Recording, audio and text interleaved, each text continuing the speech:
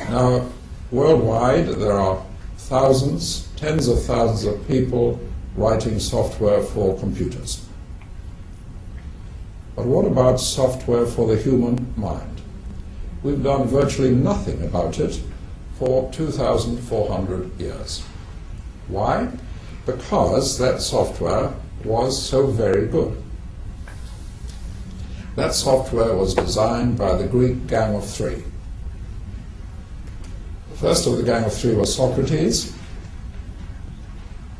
Socrates was trained as a sophist. These were people who were trained to be skillful with words, and if you paid them enough, they would reach any conclusion you liked, just like lawyers today. Socrates was very interested in argument. He had a reputation for asking questions. In fact, he didn't ask questions. He asked leading questions, quite different. He'd say to someone, would you choose your best athlete by chance? And the listener would say, of course not. Would you choose the best navigator of your ship by chance? Of course not. He said, why then do we choose in politics our politicians by chance in the last round of the election of the Council of 500? Totally ignoring the fact that they chose their politicians by chance to avoid factions, bribery, corruption, which had nothing to do with navigators and athletes. And that was fairly typical of his thinking, but he meant well. Then there was Plato. Plato was strongly influenced by Pythagoras, and he felt that just as there were ultimate truths in mathematics, there should be ultimate truths everywhere. Plato did not believe in democracy at all. He thought it a very silly system, particularly since the Athenian government was heavily taxing his family, which was one of the rich landowning families in Athens.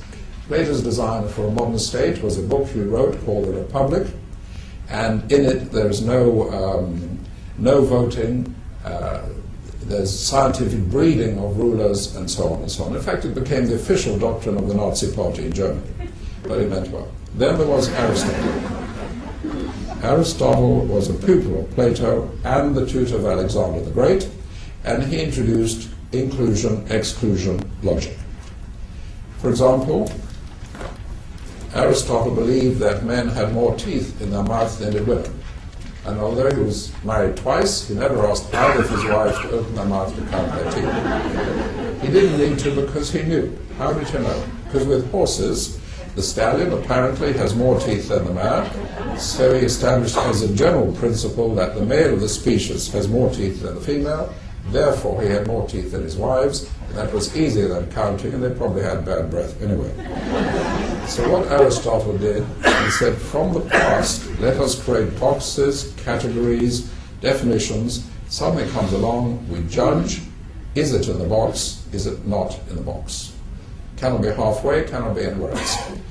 So from these three, we developed our basic software for thinking, which is excellent. So good that we've never, ever thought that it might not be enough. It's excellent in the same way that the front left wheel of a motor car is excellent. Nothing wrong with it at all.